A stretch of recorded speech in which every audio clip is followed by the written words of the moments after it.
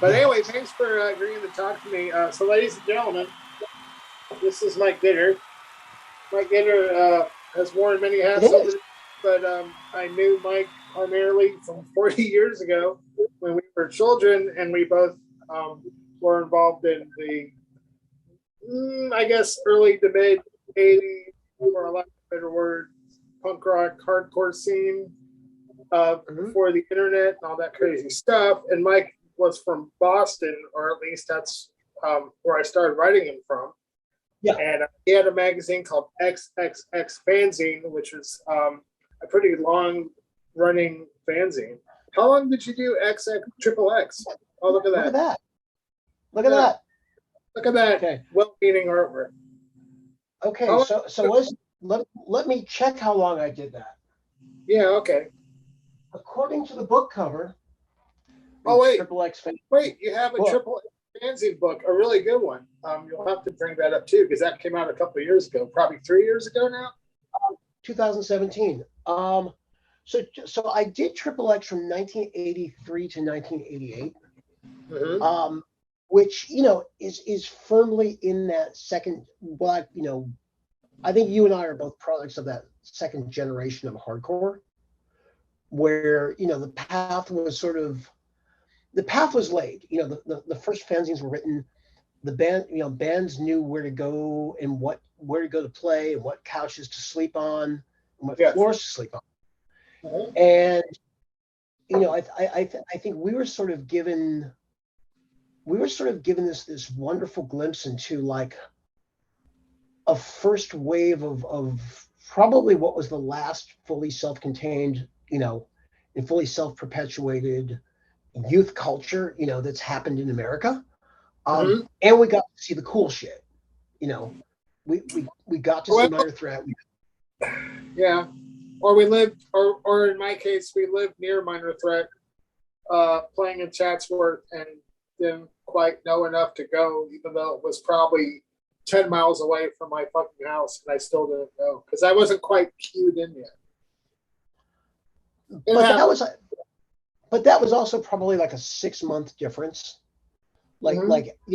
Because everything, going back then, even like a year could be, half a generation. I always say that.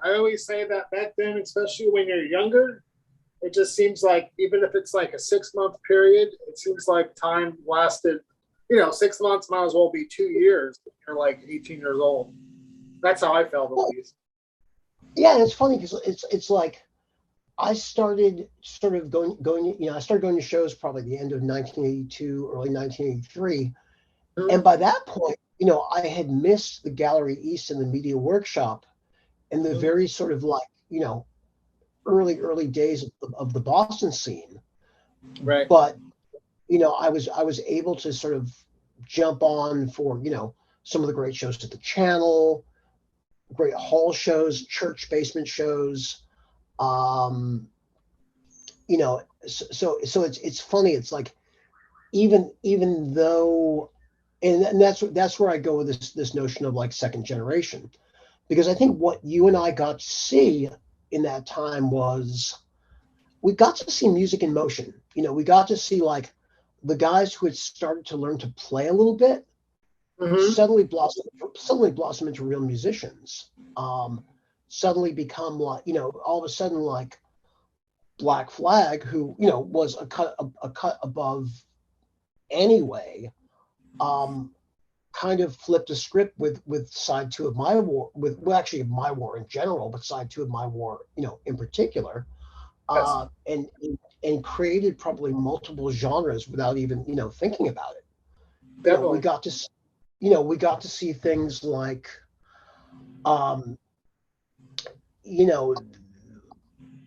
be it crossover, be it youth crew, be it the rise of indie rock, be it the rise of alternative rock. They called it college rock back then. Remember, it seemed like for a while there it was called college rock, and then like suddenly the replacements were college rock, which makes no sense when you look back on it. But by 84 to 85, there was a splinter of all this other stuff that wasn't necessarily crossover, or years later was Youth Crew. And then I just remember college rock was a term, and the replacements, for whatever reason, were always in there. And then things like, even though Bish and Burma had broken up already, they probably would have been put in that category. And it was this weird period where all this stuff came together. Well, I mean, it was the same with Husker Du. You know, Husker Du was like another sort of band that, you know, like, I mean, I guess it was always like that binary Minneapolis, you know, I guess Twin Cities, binary Minneapolis, you know, twin pillars. But both Husker Du and the Replacements, you know, both of which, sorry, go ahead. No, I'm just agreeing. I said, yes, definitely. Those were the two things. Were you more of a Replacements guy or more of a Husker Du guy when all is said and done? Way more of a Husker Du guy. Yeah, me too. You know, I mean, the Replacements were still like, I think the difference between the two, and I love the Replacements, but they were still part of a world. They were still, in some ways, felt like they were part of like a bar scene, or, you know, a rock scene. Like, even though the first few records were like, you know, brazen punk rock records, sure. They felt like part of the thing that hardcore had to come along and disrupt. You know, and they seem, it's, you know, Bob Mould was and still is, you know, very serious.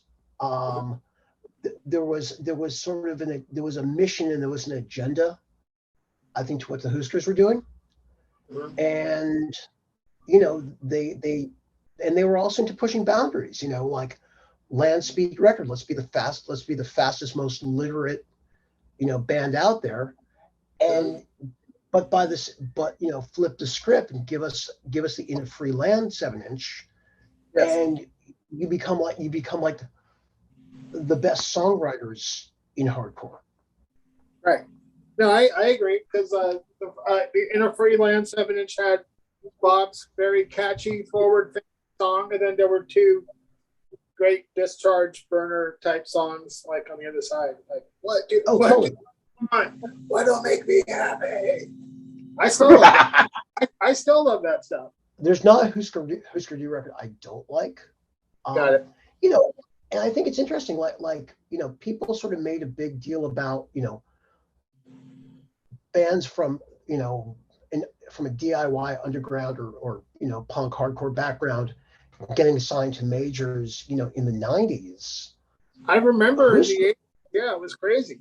Like, they wrote like this apology letter to Maximum Rock and Roll's audience after Husker Du signed, like, sorry guys, but, you know, really just open your mind, and nothing's really changed.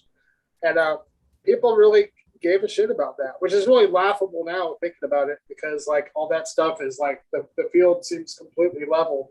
But yeah, you would probably know more about that than I would, because and we'll get to all that later, because you know, because you were involved in the world that went far beyond when our generation's version of punk hardcore kind of ended, or just mutated into something else. So let me ask you about some of the Boston stuff before we move on to you being in the band Apology for a second, because I have to at least bring that up just once. I know you're looking forward to it. I know. Settle in there, Mike. But okay, I'm settled in. Okay. Hold on. Let me grab. Where's my water? I noticed that you're not even addressed. You don't even have a first name on the back of it. What, on the Apology record? Yeah, I think. Well, yeah. Okay, let me clear my throat. Because I just never, you know, the first name never stuck. Well, like, so people called you Gitter from the very beginning. Yeah, because you know, there's a lot of Mikes or a lot of Michaels, but how many Gitters are there? You will have but one Gitter. Yeah, that's true. One Gitter only. Yeah. Yeah, I don't know. I mean, it was just it fit. Apparently, it was the same deal with my dad when he was growing up. You know, Uh-huh. my dad's name is Arnold, which is a hard name in itself. Yes. And you know, I guess he's told me like, yeah, I just became Gitter as well. Right. Kind of family tradition. It's a cool name. Don't forget. Yeah. Well, yeah, no, I never have. I've never forgotten your name, your last name, because I don't think I've ever ran into anybody with the last name Gitter or whatever. But as far as Boston stuff goes, um, I didn't live there, of course. I wasn't from there. I didn't know any of those people. But as an outside person, the stuff I like the most, I can make a small list. And I would say the Jerry's Kids is This My World album. Mm-hmm. Is sort of tied with maybe the SSD Control Get It Away record. Those are my two favorite of that world of music from Boston. Those are my two favorite bands. I like almost everything else. And I kind of like some of the stuff when the people were starting to add a second guitar player, because that's what everybody had to do when Black Flag added Des Cadena. Everybody suddenly had to have a second guitar player and slow down or do whatever. Let me stop you. Let me stop you there on that one. Okay. And by the way, I will agree with you. Jerry's Kids were our best band in the same way that a band like Scream was probably DC's best band. Not the one that maybe made the biggest impact or the flag waver, but the one that was probably the most. You know, in Jerry's Kids' case, they were our Black Flag. You know, they were disciplined. There was apparently they rehearsed every single day. Okay. You know, one set with vocals, one set without vocals. Okay. You know, the players in that band are all immense. You know, Brian Betzger is like playing fills. You know, from the word go. It's Bob like Sensi, yeah, it's like a nonstop drum thing with this nice light jazzy touch, just nonstop rolls throughout the entire record. Oh, totally. And then Get It Away was SSD's like just peak moment. You know, that was their out of step. Yes. You know, and that was when I think that that whole lineup gelled and came together, and it was catching that sort of magic hour that bands have, and I think SSD probably had that for probably about a good 9 months to a year. Yeah. And that's when everything was firing. Like that's when the songs and the energy were there. The message was there. It wasn't clobbering you over the head, but it was clobbering you over the head in the same regard. And plus, if you listen, it's funny. I was listening to that record a couple days ago. Just Lou Giordano's production on that record, and just capturing how great a drummer Chris Foley is. He's a really good drummer. He never gets any props at all. He's one of the best drummers from that world for sure. No one ever brings any of that stuff up.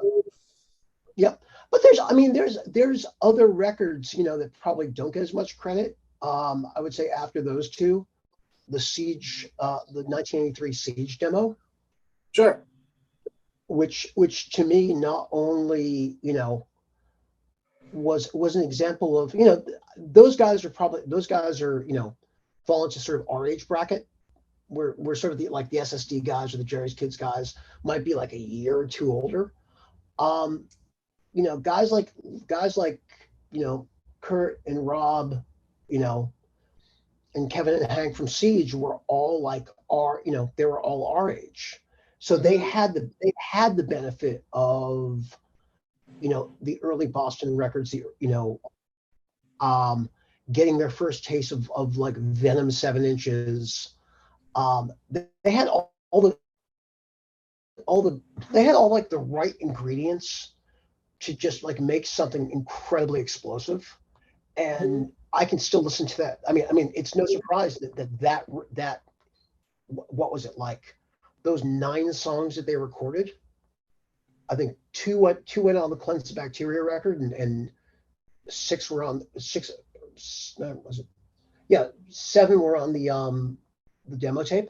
You know, that created genre in itself. So and it's just the playing. You know, you put it on, and it's just like, what is this? And it existed in like such its own context at the time. Yes. I mean, that record's great. I think the Deep Wound recordings from that era are also great. Yeah, the 7-inch, the Deep Wound 7-inch is like, that's a completely ahead of its time. Super. Them and DRI and the Neos and Siege, I guess, were sort of the first four really pre-blast beat, pre-grindcore, whatever you want to call it. Somebody had to do that stuff first. They were among the first four bands that I knew of that did it. And oddly enough, two of those bands were from Massachusetts, which is kind of weird. But, you know, it just happens. Yeah, it was in the water. Speaking of the Neos. Oh, I got it. Oh, yeah. So good. So good. Oh, it's awesome. It's awesome. Yeah. Yeah. 40 years in the making. I interviewed the guitar player like a while ago for my thing. Yeah. It was really great. He's a really, really nice guy. Steve. Yeah, super good interview. But I mean, I think those records were good. I think some of the Proletariat stuff was, you know, interesting and somewhat groundbreaking at the time, and sort of like was another branch off the tree. Definitely. You know, I mean, the thing that's interesting again, and the thing I think that was great about coming up in that Boston scene was we had like 7, 8, 9 bands that were all great. Yeah. You know, and they were all different. Yes. And you know, they were all and we had a lot of little bands that were also, you know, pretty fucking cool as well. But I mean, if you think about it, Jerry's Kids, Gangrene, FUs. SSD Control, FUs, DYS, Siege, The Outpatients. Did I say the Freeze? You know, the Freeze. Yeah, Freeze. You know, and then you had Outliers. You had things like, you know, well, the bands that became Kill Slug and then Kill Slug. You know, at different points, like, you know, Psycho had like, you know, that first 8-song EP is a great punk rock. You know, is a great punk rock record. Yeah, it's a really good record. It's weird. They kind of lost a little bit of that quality when they went forward, even though the music was still good. Like, they were kind of second tier or whatever, but you wouldn't really know that if you're just outside of any of those cities and just buying the records and getting them in the mail like we both did. Yeah. It was exciting. And the other thing about Boston, and maybe you might be able to comment on this more, is that when all those bands started kind of changing their sound, I think people never really realized that, unlike some places, Boston seemed to be a kind of place where like people never acted like they never heard music before they got into punk rock, which is always how I felt about music. So, you know, I wasn't like some art student that liked the Clash and hated rock music before I heard punk rock. You know, I grew up liking all the same stuff I still like to this day: AC/DC, Cheap Trick, Aerosmith, Rolling Stones. Anything that was good, I still think is good. And then when punk rock hardcore came around, it was like, fine, more good music for me to enjoy. It was certainly more hands-on and more personal, but it wasn't like I just discounted everything I liked. So when all those bands from Boston, like SSD and DYS, and even the FUs to some extent, when they all started mixing their influences, you know, to different results, of course, I think people outside of the punk rock police didn't understand that these people always liked rock music, period. That it wasn't like... Yeah, I mean, I think that everybody, you know, no one threw away their Led Zeppelin records. No one threw away their Kiss records. You know, right. But I think the thing that was a world changer was, you know, when hardcore came along, more so than punk, because if you think about it, like punk's still ascribed to like the norms of rock and roll, getting signed to a major label, playing a Friday night gig, at the Rat, like, to maybe hopefully 40 or 50 of your friends. All of a sudden, hardcore raises its head, and there's a ram-packed VFW, full of young people going berserk. And here are bands that are figuring out themselves how to get into, proverbially get in the van, drive across America, and kind of create their own legend. I also think, for us, one thing that happened was, when we started getting, because in some ways zines were just as important as records. I agree. When we started seeing pictures of, like, God, that was one of the first fanzines I ever got, ever. And right. I was like, God, look at all these weirdos. Look at John Stack. Why does he have I Dig Pain? Why does he have I Dig Pain drawn on his pants? Oh, it's because he's making fun of the Chips episode. You see that? It was like opening up a whole new world. Like that. Oh man, the hours I spent staring at those pictures, those Glennie Freeman pictures. Yeah. I mean, you see that and you go, that elevates the stakes of rock and roll. It does. Like it's no longer like like Boston at the Boston, Boston the band at Boston Garden. It's like, what the fuck is that? He's doing a backflip, on stage. Al Baril, not a small man, is like somehow doing this like Superman flight across the stage, kicking some kid in the face with his very visible Nike. Probably one of the best, like, inadvertent, bits of advertising or branding to come out of the underground. I'm surprised it's never shown up in an ad. But like, I mean, that elevated the stakes for all of us, because we weren't. It wasn't just rock music anymore. There was sort of like there was a level. There was a theatrical level to it. There was a physical level to it. It was everything that a young person, 14, 15, 16 years old, could want to emulate, like, and in some cases, you got these characters, like Al, like Ian, like Harley, like Mike Muir, that were like superheroes and supervillains. It totally like touched that nerve. So how can you not want to be a part of it? And then after you get that and you see your first few shows, there's no turning back. Yep. That's the level that you're operating at now. Yeah. And also, you brought up a good point about fanzines being equal to anything else. And I've always thought that. I've always thought that the thing that always gets left out of the equation is the fact that the tape trading, letter writing aspect of not just the punk rock world, but this also emerging at the same time, the underground metal world. That was a very powerful thing. And that always kind of gets sort of glossed over. Not so much anymore because, like we all have our books that have come out documenting our experiences with that. And that's going to keep on going. But I think, I was thinking about this the other day because I've always drawn that 7 seconds walking together that was done so long ago. I still get hit up to redraw that for somebody, whether it's like a personal version or I've done 3 in this last week, which is great because I'm a freelance artist. But kind of be like, why does this stuff have the legs it has? And I think I finally figured out that a good chunk of that reason, especially now that we're all old and stuff, is that it was the last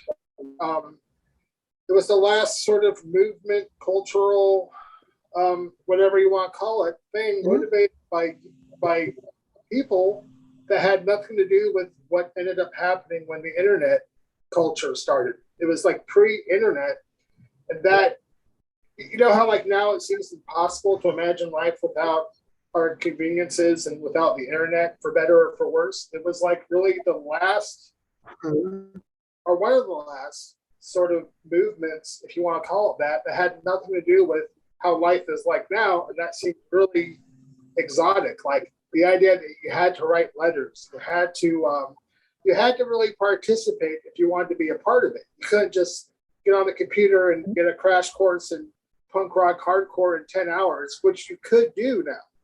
Does that make sense? Well, like I said, it was really, if you think about it, that and maybe early hip hop were like the last self-contained, self-perpetuated, and self-actualized youth cultures to happen in our lifetimes. I agree. So I think that like it definitely, so there's a complete sense of resonance there, and it ties into like why did we jump on it, and why are we still happy to sort of call ourselves punk rockers all this time later as our lives have progressed.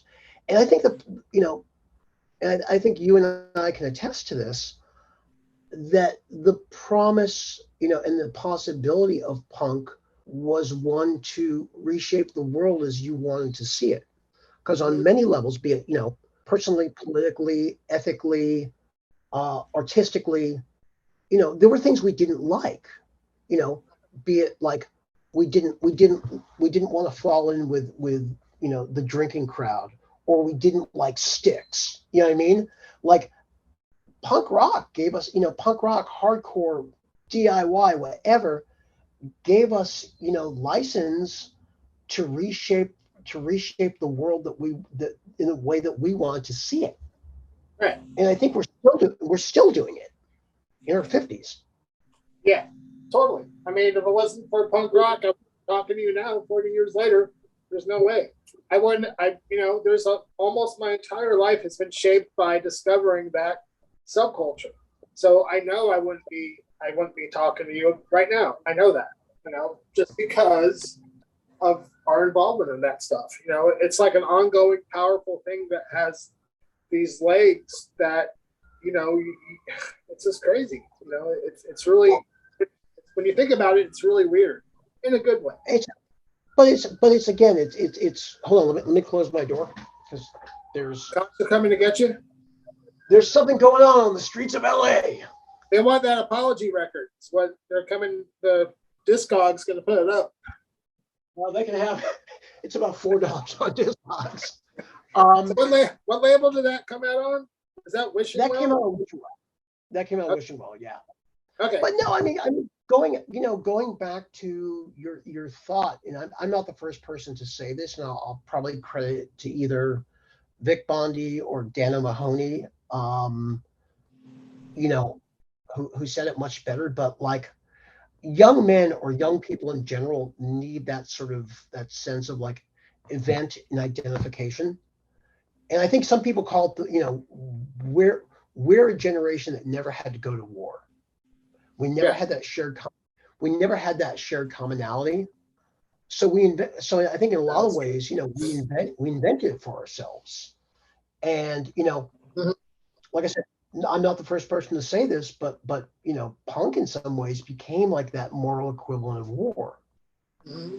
And it's the thing that, like, if you haven't talked to somebody, there'll be people you talk to, 2-3 times a week, right?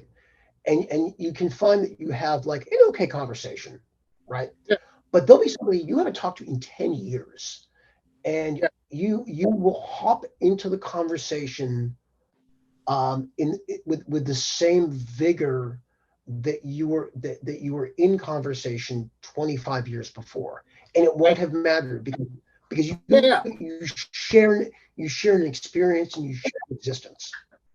Yeah, that's something else I always say too. Like when like for instance, I haven't really been in touch with you super tightly over the years, but because we had that experience, just like a bunch of other people, like that maybe I haven't seen in a long time, whenever I get together, whenever I talk to them, whether it's you or I had dinner with Carl Alvarez like 5 years ago, out with William Duvall and his bandmates, Neon Christ, like because we all had the same experiences, it's really easy to go back to exactly that sort of dynamic because we all have a shared experience of being a part of this massive thing. So it doesn't matter how much goes along, it's literally the same fucking thing no matter how much people's lives have changed in 40 years. It's crazy. It's great, actually. Well, and that's how I go. Like, we won. You know, Yeah. like there's so many. I think because we learned that we could. We didn't have to ask for permission to grab the tools. Yeah. You know, we just did it, and I think that's why, like, your artwork is still, a known quantity or a style, within, quote unquote punk or underground art. That's why I'm still, doing what I've always been doing in one way or another, and that's where you get people, with, record labels, people in the industry, booking agents, basically, I think so. You scratch the surface, and probably about half the most motivated, and successful people in music or in sort of, artistic culture have ties to punk and hardcore. There's something to that because the same sort of energy and drive that got people interested in doing those things in the first place probably just, you just reapply that energy to something else.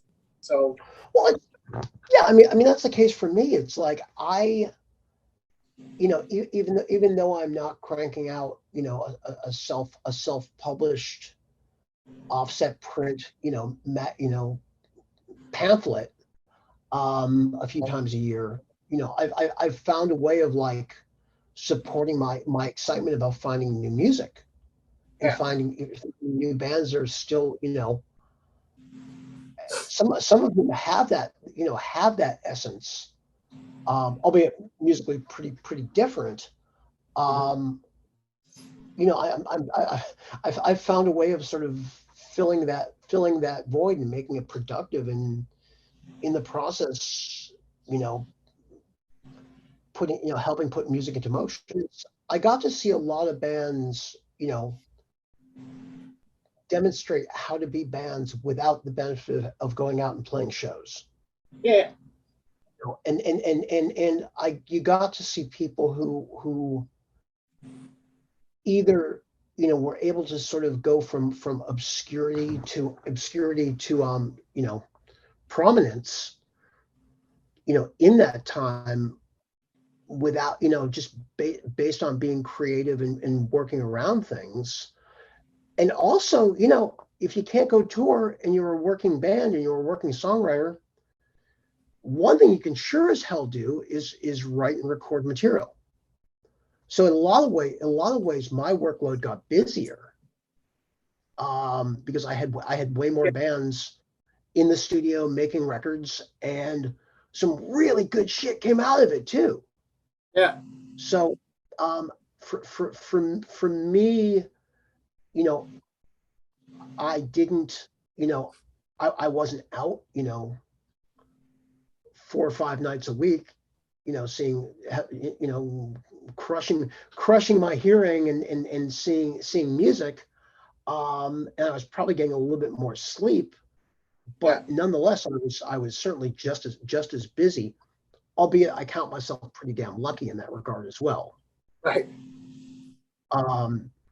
But like I said, like for instance, I saw at the beginning of, right before COVID struck, I found a band in Dallas, Texas called Frozen Soul, and you know, great like there was a band that like had existed maybe for a year, a little over a year by that point. But they and the band is like they're a great old school death metal band. You can sense little bits of, you know, it's like Bolt Thrower played by hardcore kids, you know. Right. Right. And that's probably I mean obviously it has more dimension than that, but that's probably the best elevator pitch. But you know, they were able to get out there, you know, advertise themselves, catch my interest. I was able to see them play a show in Dallas that blew me away. We got a deal done. They wrote an incredible record. They recorded an incredible record. They released an incredible record, and the world said, "Hell yes!" You know, this is the new death metal sensation that we've all been waiting for. Right. And you know, they did a lot. You know, they did a live stream over that time. They were clever and smart enough to maintain an online profile and take this music that they had recorded and released, and you know, basically create a fan base around it. I mean, I went to see them play a couple weeks ago in Dallas at a festival that they created and curated, and there were 1,000 kids there to see them. So to me, that says, like, you know, the right band in the right circumstance with a little wind behind their back could navigate a really challenging, untraditional time. Sure. Right. This is kind of a dumb question to follow that up with. But, as far as like your involvement in, you know, were you like a talent? I don't know the actual terms for what you did. Were you like a scout, or when the 90s and the early 2000s happened, were you like responsible for getting bands signed to labels? And if that was what you did, is it bad business to talk about what you might have done as far as helping people get out there in an interview such as this? Is there like protocol for like what you do and talking about your accomplishments? Because I don't know, because there might be. I don't know. No, hell no. Well, I just didn't know. Like, were you responsible for the? I don't want to say you were responsible for giving people careers, but you know what I'm trying to say. Did you get people signed to? Man, it's the same motivation that made me put, you know, a band on the cover of XXX. Right. You know, back in the early 80s. It's that same like excitement and love of you know, what I think is good music that the world needs to find out about. And honestly, that's kind of been the through line of my entire, you know, I put this in air quotes, career. No, I think honestly, you know, I went from being a dude with a fanzine, you know, just another one of many true believers. I was lucky enough and might have been semi-talented enough to string a couple sentences together and ambitious enough that I was able to start to write for other magazines, and then, you know, be it people from you know, our scene, like Pusshead asking me to write for Thrasher magazine, or you know, Danny Fields, one-time manager of the Ramones, also the guy that signed the MC5 and the Stooges to Elektra Records, asking me to write a piece on Black Flag for a magazine called Hard Rock Video, because he had seen something I had written in Boston Rock. You know, and that kind of opened up a chapter in my life where I was able to, you know, make a living as a quote unquote rock journalist. And you know, what was I going to champion as time went by? The stuff that I felt was essential and important. And a lot of it had its roots, be it in the punk or tangential metal scenes, that I was excited by in the first place. I mean, a great example is like almost having a parallel career to a band like, say, Corrosion of Conformity, where they had put in the work, they had been present, they played the shows, recorded the records, touched enough people, and then they leveled up and graduated. Yeah. I kind of felt like I had a similar trajectory in a lot of ways. But without that, without that beginning or without those origins, we probably couldn't have sustained it or found, it just gave us the right trail of breadcrumbs to follow. Right. So I had a period, I had a period of time from about 1985 to 1993, which included a move from Boston to New York, where I lived for about 20 years, where I was able to make a decent living as a person in my 20s, as a rock writer. That, with Nevermind, sort of like landing in September 1991 and completely changing, completely changing the cultural paradigm. If you think about it, all of a sudden, those of us who had toiled for a really long time, we got cool jobs all of a sudden. People are like, well, wait a second. Here's a group of bands and a group of people around them that are tied into an existing underground with, tens to hundreds of thousands of people either involved or fans. That's finally, basically the underground came to roost. And and I think it was a punctuation on 20 years of development before that. Right. Or actually, not 20, more like 10 or 15. But so all of a sudden, especially once you started to get Jane's Addiction, into Sonic Youth, Sonic to Geffen, into Lollapalooza, basically organizing a demographic in the summer of 1990. Come September 1991, the release of Nevermind, the world changed, but the world was ready to change. And at that point, I was actually coming back from Los Angeles, back to New York, where I had been where I had been flown out by Geffen to interview their new signing, White Zombie, who I had known from their days as a slow, sludgy band that was inspired by bands like Void, and they were also hardcore kids to begin with. And I bumped into a guy named Jason Flom, who was the head of A&R at Atlantic Records at the time.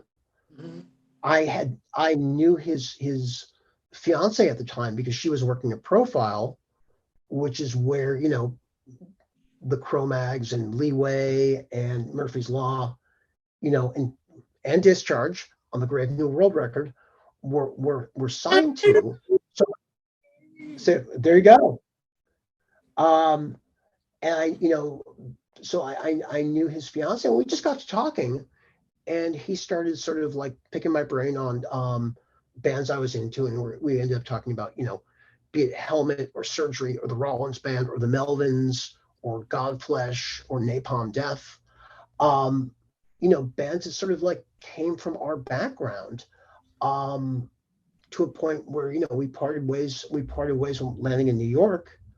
I gave him, he asked for my phone number, and I got a call a few days later asking if I'd want to come in and possibly consult for Atlantic Records. One thing led to another, and in 1993, I got an A&R job at Atlantic.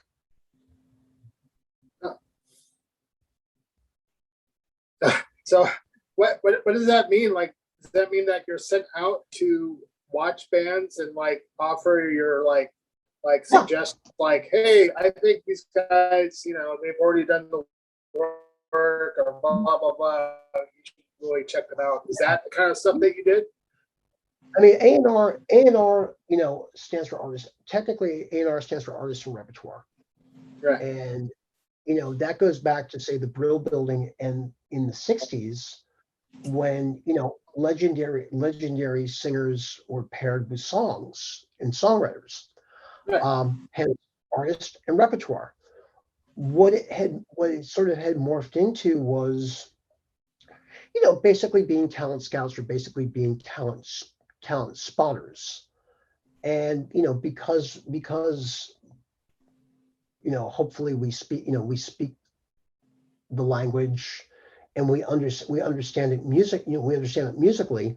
Who better, to bring some of these bands to larger companies and hopefully give them opportunities to have broader audiences.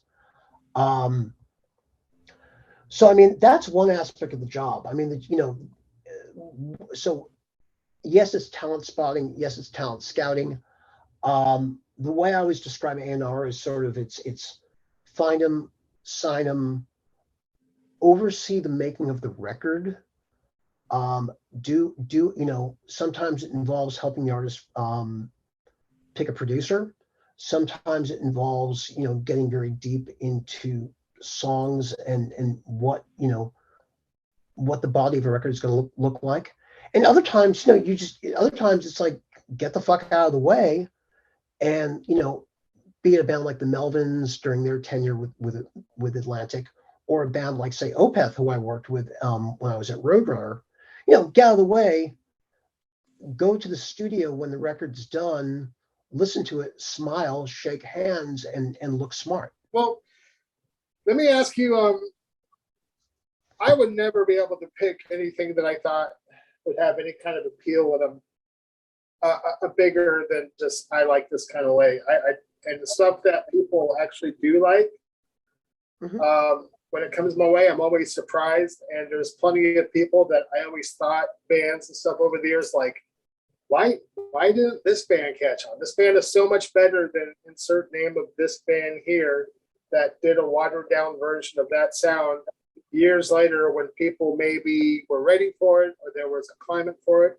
Is there anybody that you think of off the top of your head that you thought for sure, like, man, these guys are going to catch on because this is just really good? And then the world basically said no when stuff happened. Is there anybody that you can think of that you're at liberty to comment on? Sure. Is there like 2 or 3 people? I can think of, I mean, one band I worked with in particular, who I think, has become successful on their terms, is Glassjaw. Glassjaw was a band from Long Island. They didn't sound like anyone out there at the time. There were tons of different influences, be it New York hardcore, DC hardcore, the Bad Brains, their own kind of madness. And they were doing something like a lot of the bands that you and I fell in love with from the very beginning that nobody quite got to begin with. Yeah. It was a little misunderstood. While I was at Roadrunner, one of the biggest sort of fights, for them was just, helping to explain the band to the label and explain sort of like what it was when, they were truly existing without context. Now, there's a lot of bands, who they influenced. And those are bands, like The Used, like Finch. You could hear it in some much more sort of much more poppy and popular stuff that came out in the wake of it. But what their success to me is, they may not have had like, the huge single or, this song that put them on the cover of Alternative Press magazine at the time, but they've had a career. people came around and got it. And to me, that's just as rewarding, and personally probably a lot more validating. Sure. It's like it's a lot of what's the what's the long game? How are you gonna change the world? Are you gonna be a momentary, flat, are you gonna be sort of a flat, a flash of, a great song? Or are you gonna create a body of work and help, change the language of rock and roll? Right. I prefer the latter myself. Yeah. Yeah. I totally agree. I mean, another good example of a band that never really were mega commercially successful, but they're still around and have outlived a lot of people in their universe. That would be Voivod would be, a great example. God, yeah. I mean, like, And they're still in Voivod, who are on the label I work for, Century Media, mhm. Are making some of the best music of their career now. I agree. I totally agree. That last record was great, and there's been many high points and not really very many low points, if any. They just keep going, and it's a real testament to the, I guess, to their I don't know what the word would be, talent, stubbornness. Yeah, They like they like what they do. They're good at what they do. They created what they do, and they just keep doing it. yeah. I mean, look, history's written by outsiders. Mm-hmm. You know what I mean? History's changed by people who are not immediately embraced, but have to work a whole bunch harder. Yeah. So I'm proud, I'm proud to come out of that tradition. Yeah. I mean, believe me, when something connects and a song happens, there's nothing better. And I'm also a believer that, whoever writes the best songs ultimately wins. Right. Like there's a reason why Black Sabbath and not like Coven or Dust, or Lucifer's Friend. Sir Lord from Baltimore. Exact Captain Beyond, absolutely. Yeah. No, I hear you. They're I mean, it's true, for sure. Yeah, definitely.